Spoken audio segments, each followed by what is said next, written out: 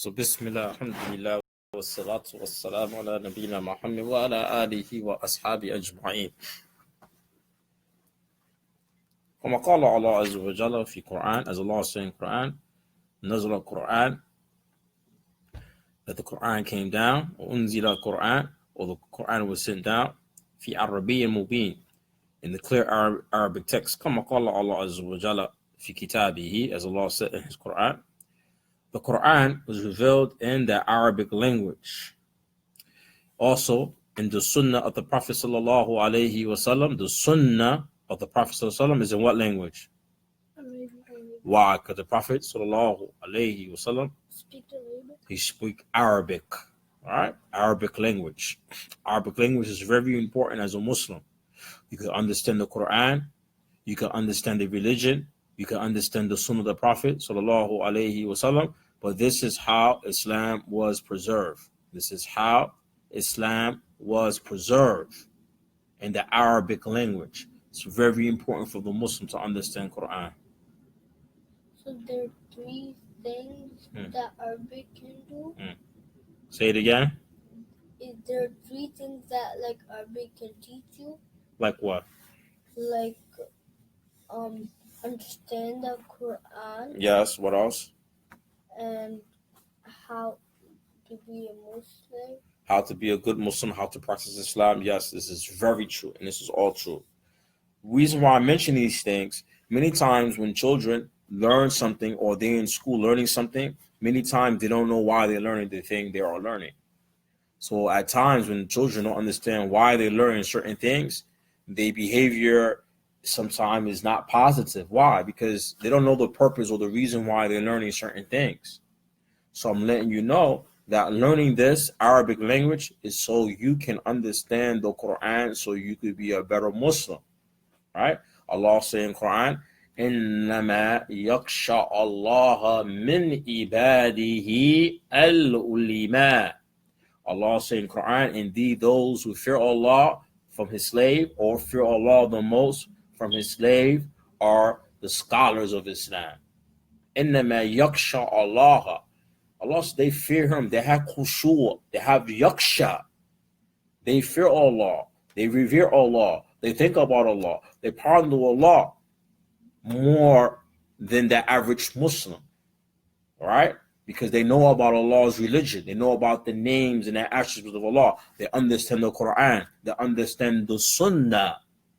So the Arabic language, you're not able to attain this knowledge related to the religion of Islam except in the Arabic language, right?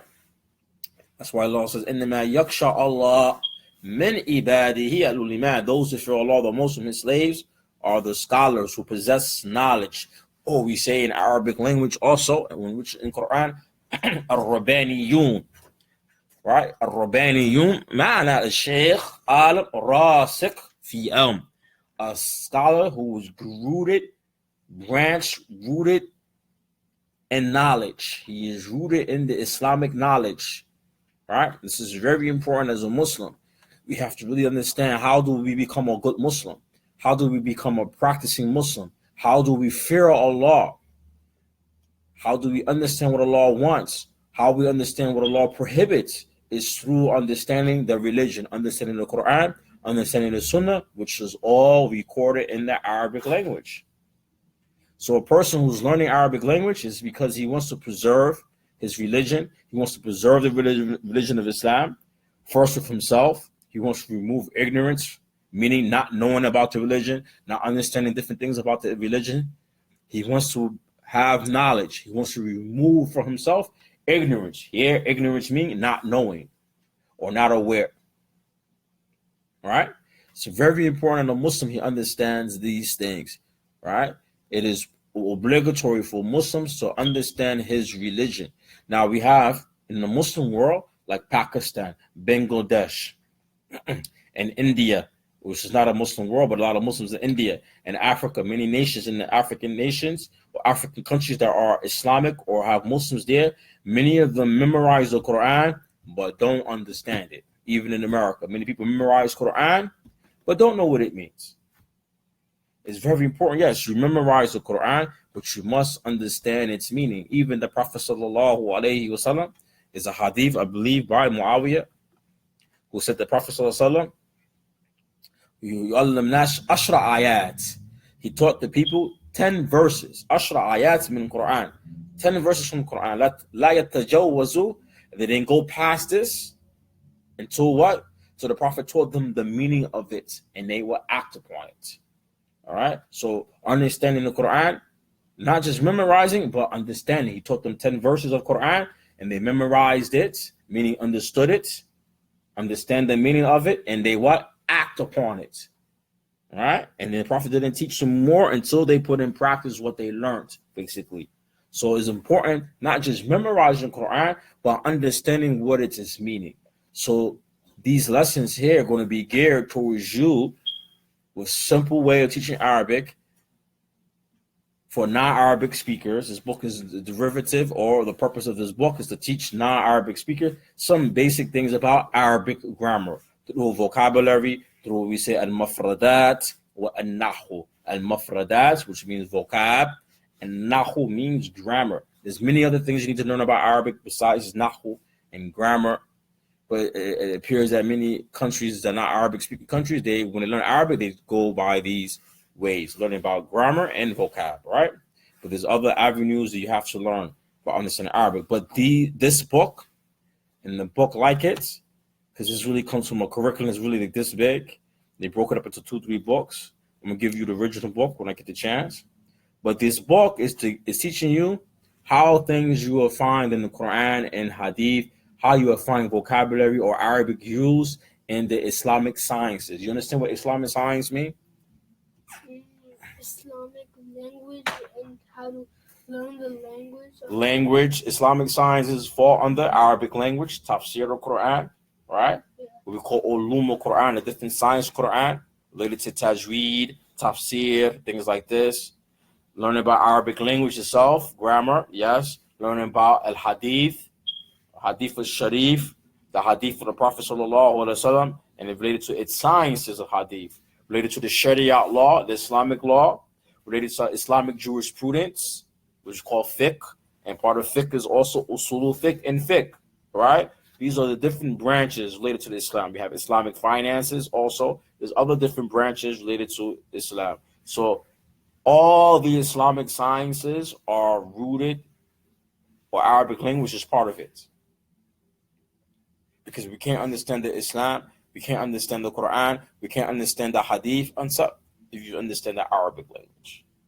And this is why any person who wants to be a scholar in Islam, well, no matter what his nationality is, any person who wants to be a scholar in Islam, he must learn and master the Arabic language, no matter what country he is from. He's not he can't be a scholar in Islam if he does not have the Arabic language. And this is what many Muslims don't understand. Many Muslims don't understand this. And some Muslims, even in America, I always call America, we live in the land, the land of the blind, right? If somebody talks well about Islam, talks very good talks about Islam, but don't know Arabic language, people think this person is a scholar in Islam, and he is not. One of the conditions of being a scholar, depending on what fields you study in Islam, whether it's fiqh, whether it's Sharia, whether it's science, hadith, what we call something called usuluddin and dawah, related to giving dawah in Islam, teaching Islam, different things about fiqh, things about other religion, how to call people to Islam, things like this, sex in Islam, is part of usuluddin and dawah. For example, this field or any other field in Islam, Sharia law, hadith, tafsir, or ulum al-Quran related to tafsir and things like this, all these things are in Arabic language. I can't study none of these things in detail or a mastery or a scholarship level or a scholarly level unless I study these things in the Arabic language. So Arabic language is connected to all these things. It's very important to the Muslim to understand Arabic language so we could understand the Quran, understand the Islam. If a Muslim doesn't know Arabic, does it make him a lesser of a Muslim? No. Does not make him a lesser of a Muslim. But if he's a scholar in Islam, for sure he is not. All right?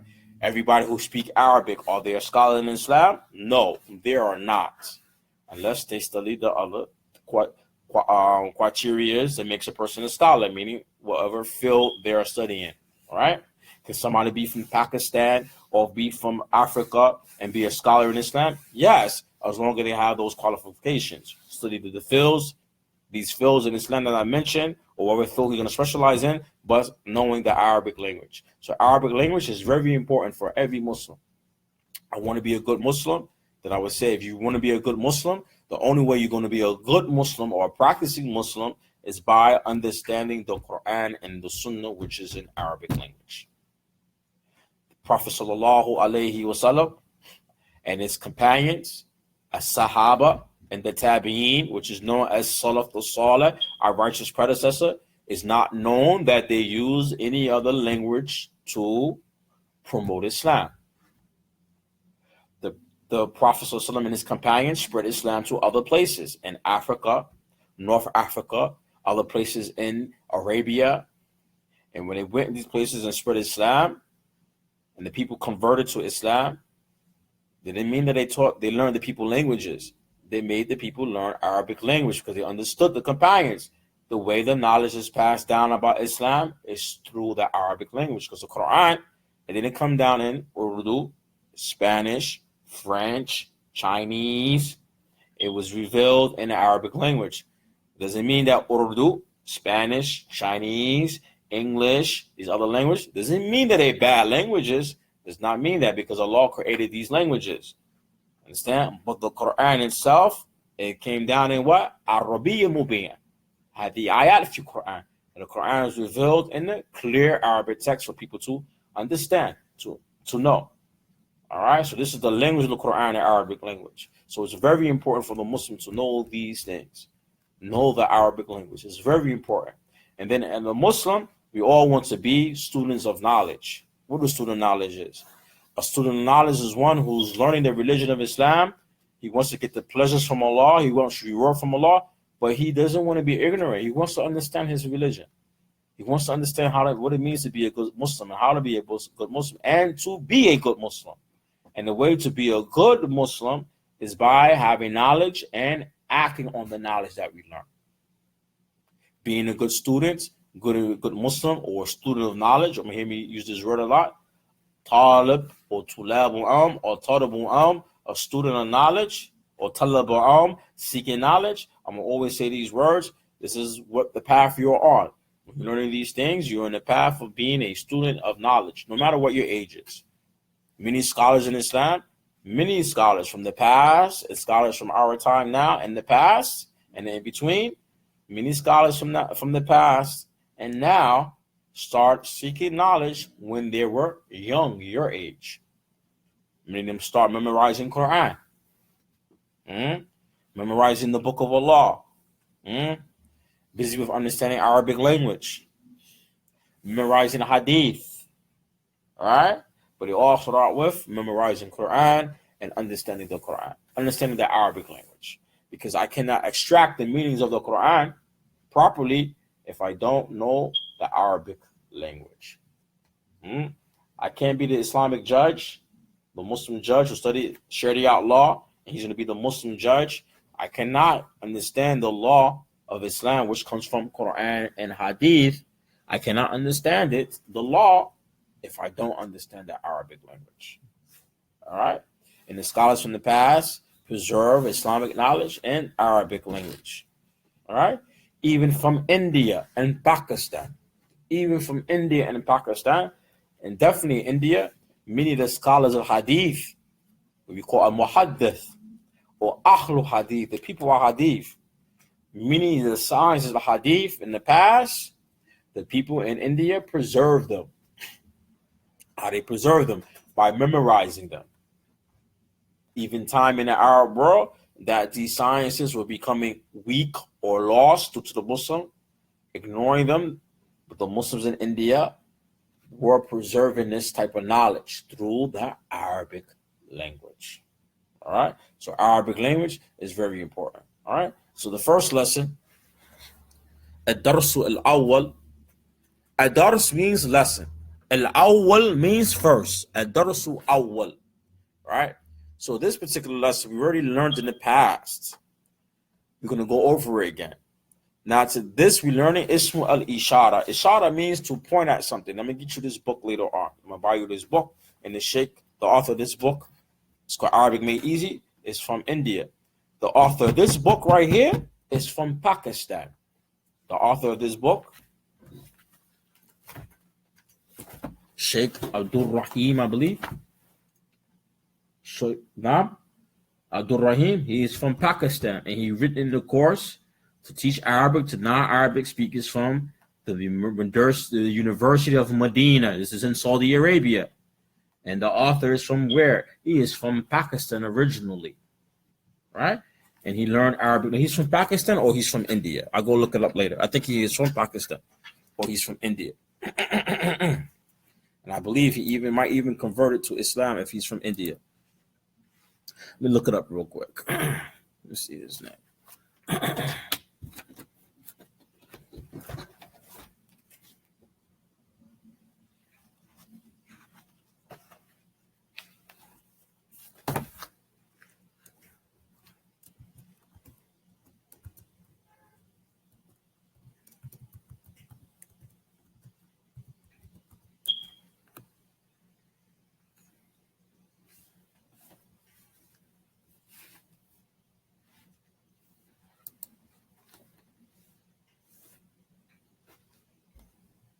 I think he is from Pakistan.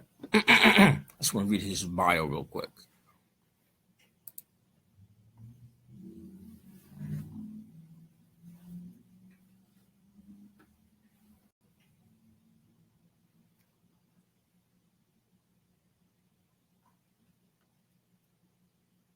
He's from India. There we go. Originally, he's from India, right?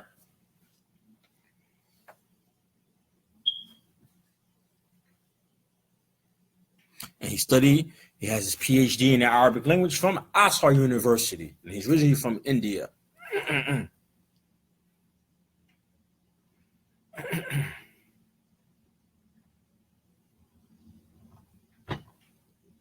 It's always good to know the person who written the book, know about them a little bit, right? And he is from India. So, because now I remember, because there's another sheikh somewhere. I think he translated Quran. He is from Pakistan. I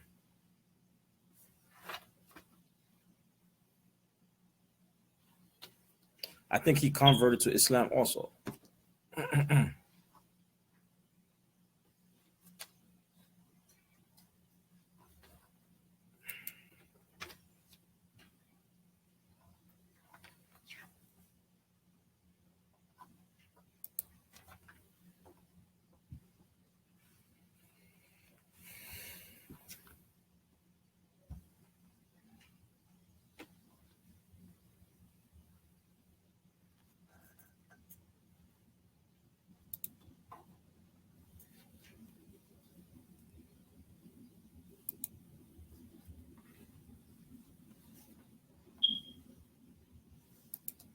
So this is the author of the book. Like I have one of my companions right now, he's studying Medina University. He finished the Institute of Arabic. Ancient texts. So this is the author of the book. He's a sheikh, all right?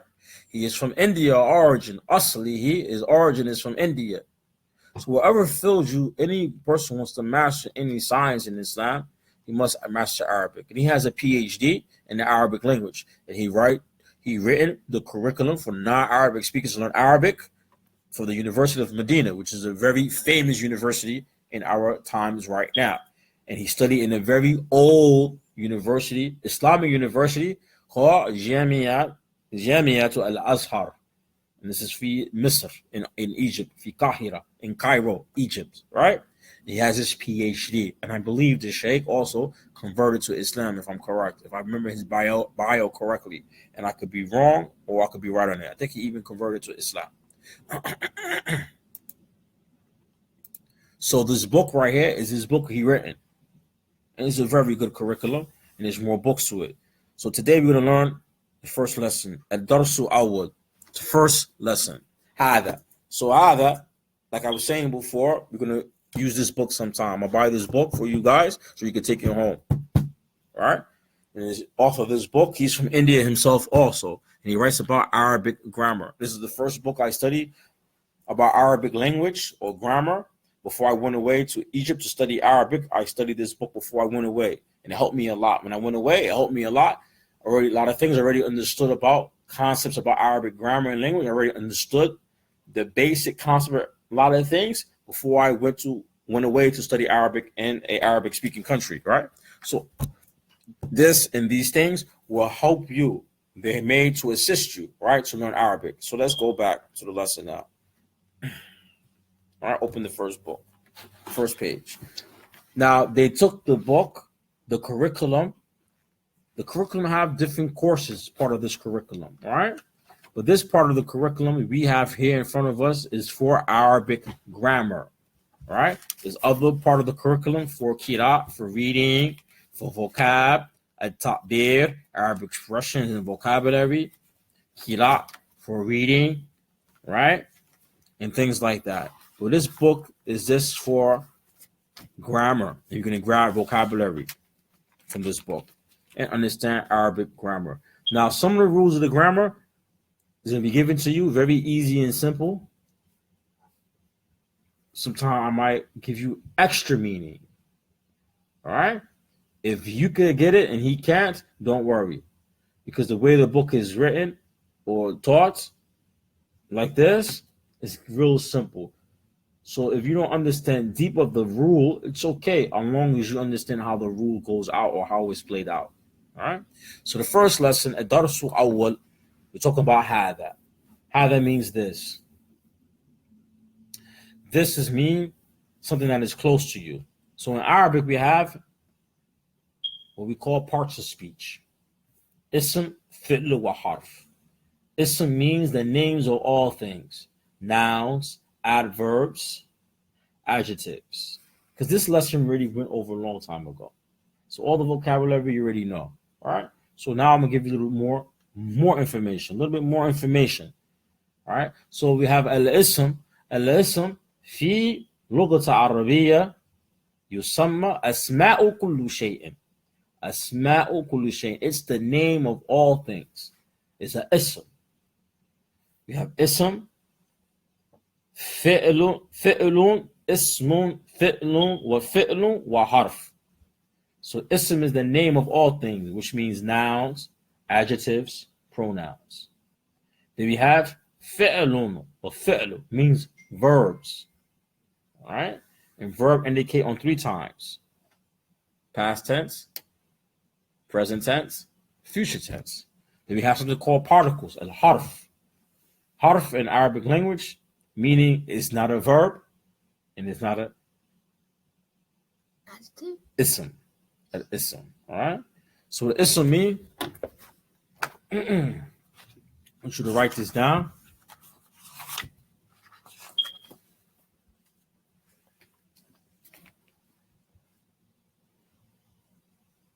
First, write down the parts of speech. Ism with fitna wa harf. I already have it highlighted. They call it here ajza'ul kalam, or we could call aqsamul kalam. Ajza'ul kalam means the parts of speech. Ism, fi'l, and harf. All right? And you're going to write down ism means right here. The ism, it means include the English nouns, pronouns, adjective, adverbs, and some interjects. Write that down. Put ism and then put it what it means.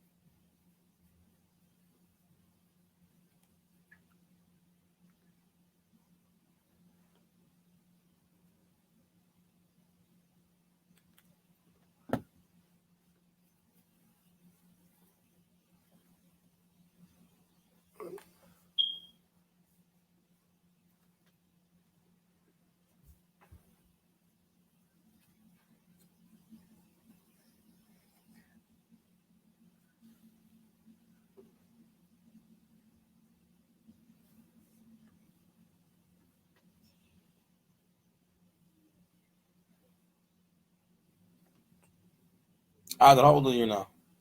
7.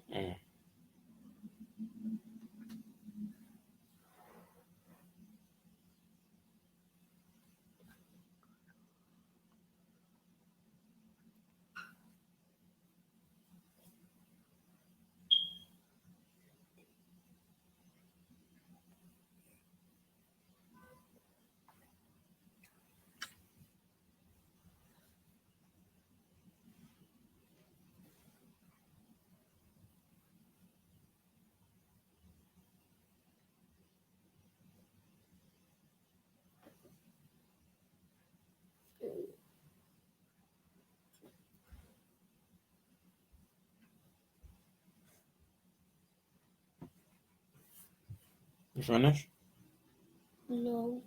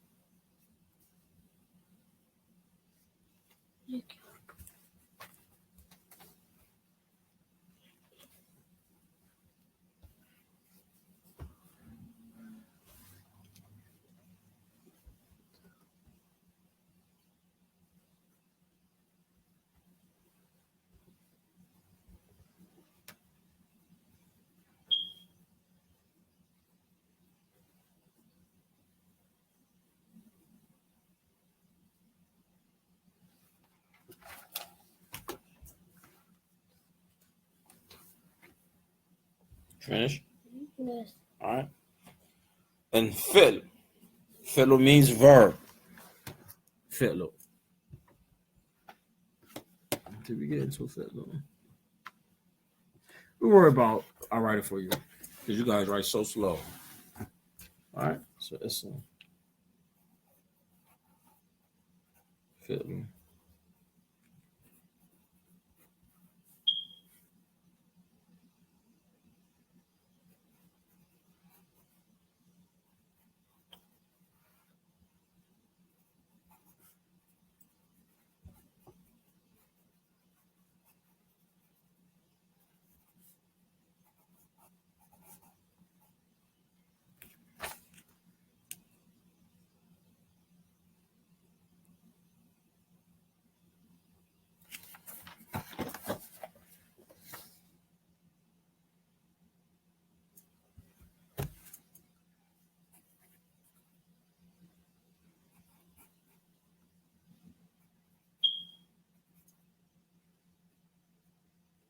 Don't worry about definition of the rest. We do that later. Right now, we just care about al-ism.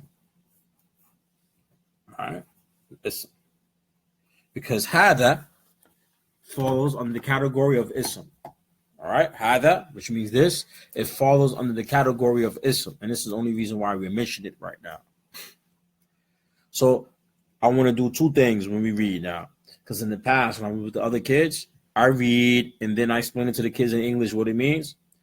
But, over the years of teaching Arabic in this type of setting, people speak English, is that when you read back and forth Arabic to what it means in English, the student never learns listening skills. In Arabic language, listening skills is very important. For example, if a person reads, I read to you this in Arabic, then I tell you what it means in English, and that's all we do, you're never developing what it means. Meaning you might know what it means in English, but if I start talking Arabic with you and no English, Sometimes a student who learn Arabic like this, going back and forth in Arabic and English, when this person use Arabic with them and the vocabulary they know, they still don't know what the person is saying because they haven't developed listening skills. They're trying to figure out what the person is saying and they never developed listening skills. What we're gonna do is I'm gonna read from Arabic and English, and I'm gonna just read it in all Arabic. I'm gonna read from Arabic, tell you what it means in English, then we're gonna do all Arabic. That's the key. The key is to really learn Arabic and Arabic. When I went away to study Arabic language, as the sheikh I showed you in the picture went, there's no English. You understand it? When you go to away to school, like an Arabic-speaking country, in a university or a school setting, the teacher doesn't have no time going to English. Teacher don't know English. Teacher teach you Arabic and Arabic. Like for example, your father teach you Urdu and Urdu, right? When you was baby, how they teach you Urdu? They start speaking into you, right? They just start talking to you. That's it. Like my kids, some of my kids now understand Arabic. They can't speak it. Why? Because I just talked to them in Arabic. One of my kids, he came to this country. He came from Egypt. He came to the country. And they have no English. He understand English after 2 or 3 months. Why? From just talking to him English. And then I'm telling him what words mean in Arabic. Now, I tell him words meaning Arabic and English because now he got to learn how to use both languages. So I have to tell him. But for you guys, when I tell you the meaning, what it means in English, then we're going to have to just read it in Arabic and understand it in Arabic. That's the purpose of having pictures. So, هذا البيت. Now we're dealing with the word هذا, which means this. هذا بيت وهذا المسجد وهذا الباب وهذا الكتاب هذا القلم وهذا المفتاح وهذا المكتب وهذا السرير وهذا الكرسي. Now all these vocabs really learned. هذا البيت is a house. هذا المسجد is a masjid. هذا الباب is a door. هذا الكتاب is a book. هذا القلم is a pen. هذا المفتاح is a key. هذا مكتب is a desk, and مكتب also means office. هذا السرير, this is the bed frame. وهذا الكرسي, which is a chair. Now, you know all these words. So let's get a little bit deeper in grammar. هذا من أسماء الإشارة للقريب. هذا is a, we say, demonstrative. I think in English grammar is called a demonstrative, right? Indicating or pointing to something that is close to you. هذا, we say this and that. This over here, that over there. Arabic's the same thing. But on top of that, all these vocabulary words here are masculines. Ism in Arabic is either going to be definite or indefinite, masculine or feminine. Hada is this, but it's masculine because the word bait is masculine. So all the nouns here like bait, masjid, bab, all these vocabulary words are masculine. Later on, we're going to learn the feminine, like هذه دفتر, no, هذه مكتبة, or هذه مكتبة. This is a library. Later on, we're going to learn this, right? So هذا is masculine. Always keep that in your mind. In English language, you don't have this. We don't have this in English language. Arabic language, I think in Urdu you have this. Do you have this in Urdu? Because Urdu has a lot of concepts from Arabic. You have words that are masculine and feminine. Like, for example, in Spanish. You learn Spanish in school yet? Yes, sometimes. Like what? Tell me what you learn in Spanish. We learn counting in Spanish. We learn how to say hi and these kind of things. Loco. Ever heard this word before? Yeah. What do it mean? Crazy. Like crazy. So we say a girl who's crazy. Loca. Loco. Loca. All right? Arabic has the same thing. You have words that are masculine and feminine, even though the word local is adjective. All right? It's an adjective. So in Arabic, we have words that are masculine and feminine. You don't have this in Urdu? Ye ladki hai. That means this is a girl. You don't have, like, for example, a word, like an object like this. Is the word is feminine? Phone. They say Any word. So, and you have any words like a noun like this, that's a feminine word in Urdu. Any type of object besides a girl itself. glass. Glass, it's feminine. It's a cup. It's a cup, it's feminine. How you say it in Urdu? Glass. That's how you say it. Glass. So in Arabic language, we have every noun is either masculine or feminine. Every noun in Arabic. It's going to be masculine or feminine. Later on, we're going to learn that maybe in the next lesson. But every noun in Arabic is masculine or feminine. It's one or the other. There's no noun in Arabic that is neutral gender. It's not male, it's not female. Every word in Arabic either is going to be masculine or feminine. Allah is mudakkar, masculine. Right? Khurshiyun is masculine. Feminine word, for example, maktaba. Maktabatun means a library. It's feminine because it's ending with a certain thing, but we'll get into that later on. But it's feminine. So every word in Arabic is masculine and feminine. Right? Imara. Imara means building. Imara, it is masculine. It's feminine, I'm sorry. Imara. All right? So every word in Arabic is either going to be masculine or feminine. This is just how Arabic language is. Spanish have like things like this. Other languages have these things, but English language really don't have this. We have it only in some rare cases, right? In some rare cases. But Arabic language, every word is going to be a noun, either masculine or feminine. So very important. Because even when we use verbs later on, you conjugate verbs according to the gender of the object you're talking about, whether it's masculine or feminine, right?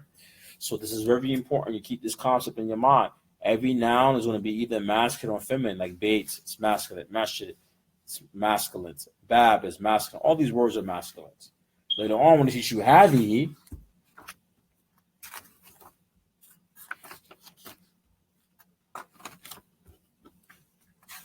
somewhere down the line, which I might teach you before it, you can't see in this book yet. Like Hadihi, Zainab. Zainab is a girl. Right? Hada Adam. This is Adam.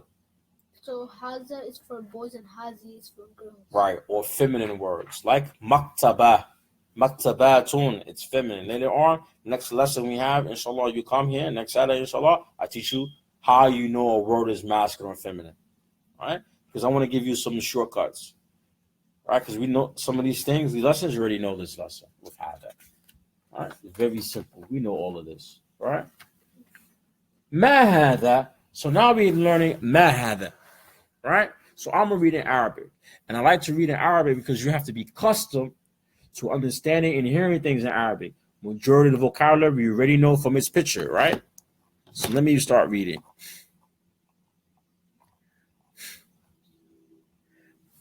Mahada. So you notice when I read it, I said, Mahada. What's this? I acting like I'm asking a question. Mahada. I didn't say Mahada. I'm really talking, making an expression like asking the question. Mahada. Because in using Arabic, people are going to talk with expression, with emotions, and it's very important we understand. Expression and emotion also helps in defining or understanding what the person is talking about or what is being discussed or what a word means. ما هذا؟ هذا البيت. هذا البيت؟ نعم هذا البيت. ما هذا؟ هذا قميص. هذا السرير؟ لا هذا الكرسي. هذا المفتاح؟ لا هذا قلم. ما هذا؟ هذا النجم. Now, you notice that I'm reading, I'm pronouncing the ending vowels. But in Arabic language speaking, people don't pronounce the ending vowels unless it's a must, right? But when people read, people sometimes don't recite the ending vowel. The only reason why we are looking and we're saying the ending vowels in these exercises, because the ending vowel is teaching you grammar. And this book is about learning Arabic grammar. So all the words from the first page to the second page, Every noun either going to be marifa or nakira.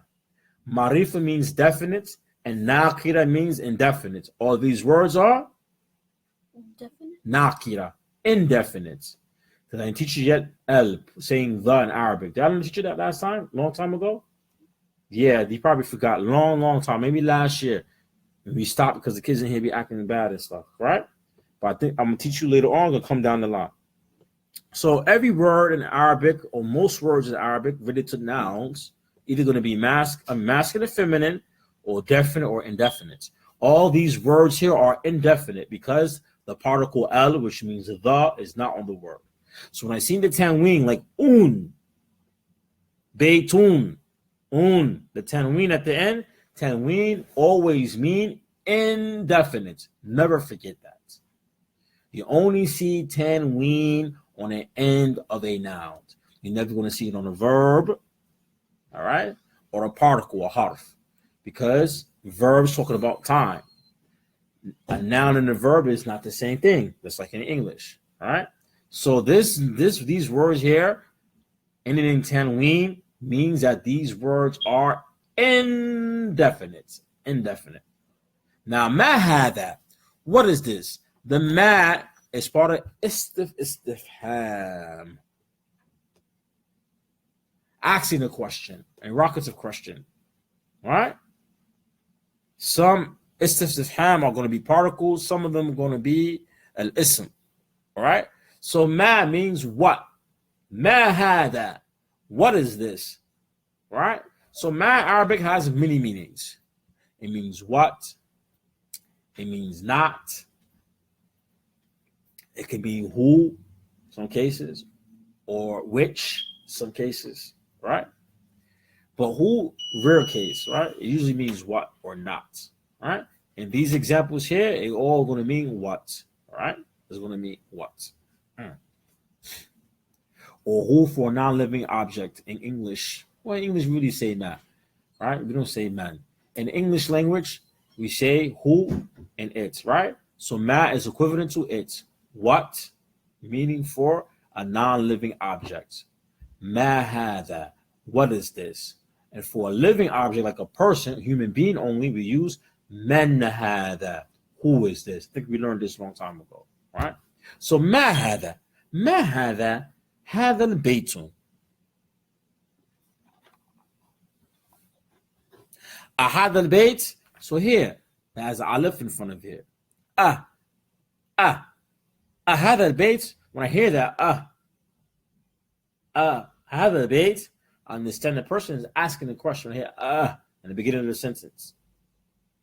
Sentence being asked. All right? So I'm trying to get your attention. هذا البيت. نعم هذا البيت. Then we have in Arabic تفضل الماء أو عصير. تفضل ماء أو عصير. Do you prefer water or juice? So when I ask that question, elongating this sound. It's like this, but I have a mother on it, or before the question, or before the statement. We know there's being asked a question. All right. هذا البيت. نعم هذا البيت. نعم means what? Yes. Yes. ما هذا؟ هذا الكرسي. I'm sorry. هذا القميص. هذا قميص. All right. This is a shirt. هذا السرير. لا هذا الكرسي. So now we just go to the next lesson. At Tamreen, I want you to answer it. ما هذا؟ هذا مكتب. ما هذا؟ هذا سرير. ما هذا؟ هذا كتاب. ما هذا؟ هذا باب. ما هذا؟ هذا بيت. هذا البيت.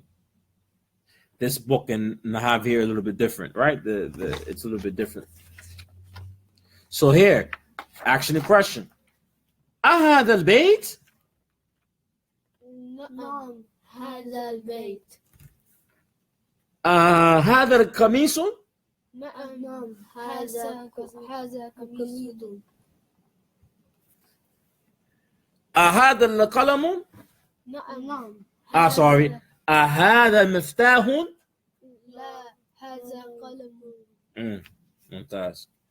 هذا نجم؟ نعم هذا نجم. So that's easy. So in Arabic, you always have to read a lot and listen to a lot of people speak Arabic. Listen to the Arabic being spoken. It's very important, even with the person who have the Arabic accent.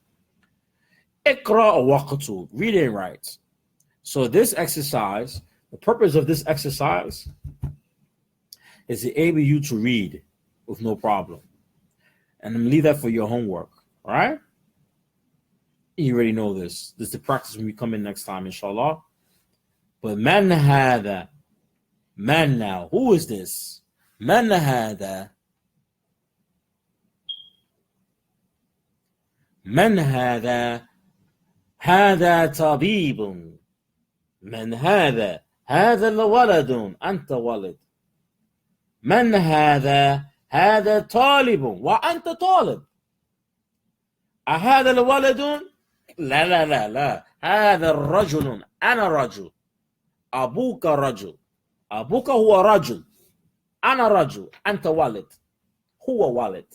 أمك هي المرأة. رجل مرأة. أنا رجل. أبوك رجل. أنت والد. إن شاء الله واحد يوم أن ستكون رجل في مستقبل. هو والد. واحد يوم هو سيكون رجل إن شاء الله. أبوك هو رجل. أنا رجل.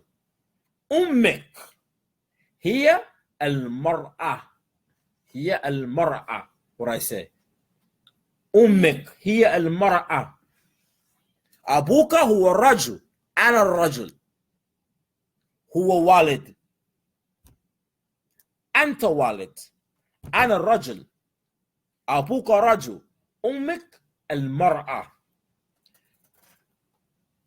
Your mother's what? A wife. أنا الرجل. أبوك هو الرجل. What's the opposite of man? Woman. Woman. أنت ولد. أنت ولد.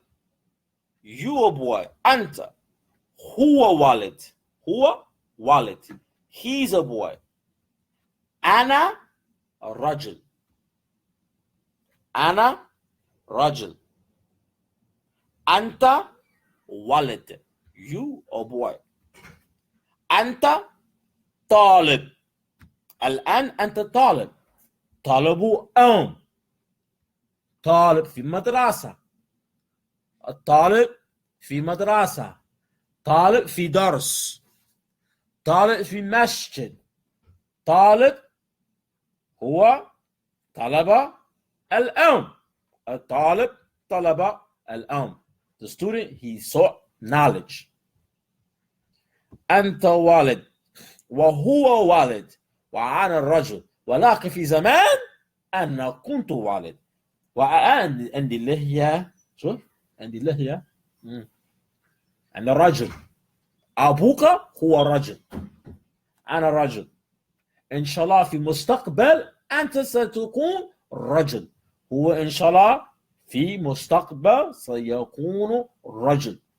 والآن أنت والد. أنا والد. أنا والد. أنا والد. لا لا لا أنا رجل. أنت رجل. We're going to learn that today. Pronouns fall under ism. Ana means I. Anta, He. you. Anta, you. For male. Female is auntie. I'm not going to give you all the female ones. I don't want you to forget. I'm going to give you some simple ones. Auntie. Anta. Huwa. Huwa means he, and it for non-living things. Then we have hiya. Hiya means she and it. Huwa walid. Assalamu alaikum. Anta walid. Huwa rajul. Ana rajul. Ummek al-mar'a or imra'atu.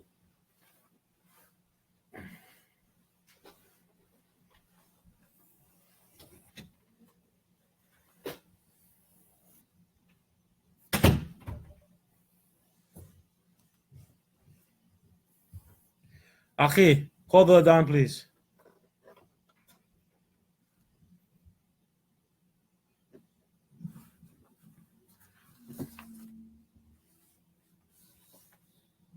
Tabib.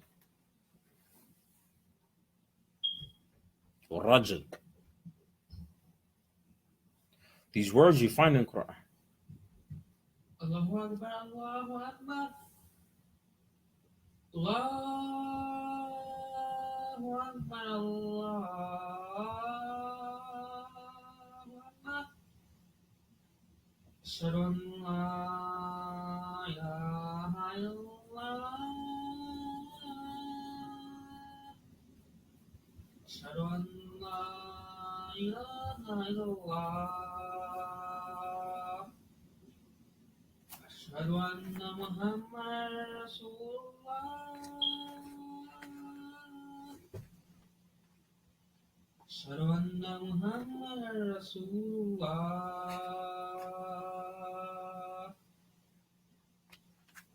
Ya sahab,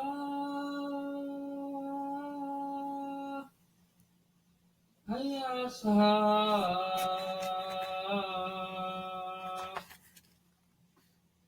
ya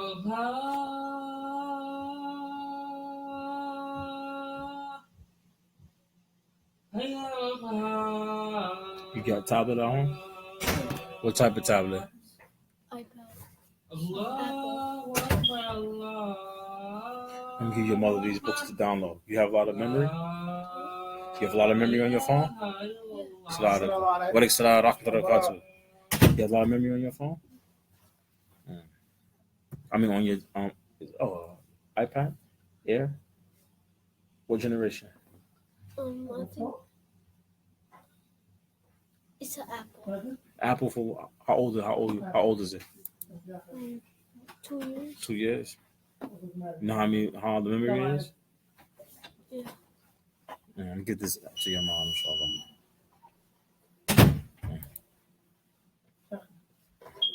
Yalla, waqt salah.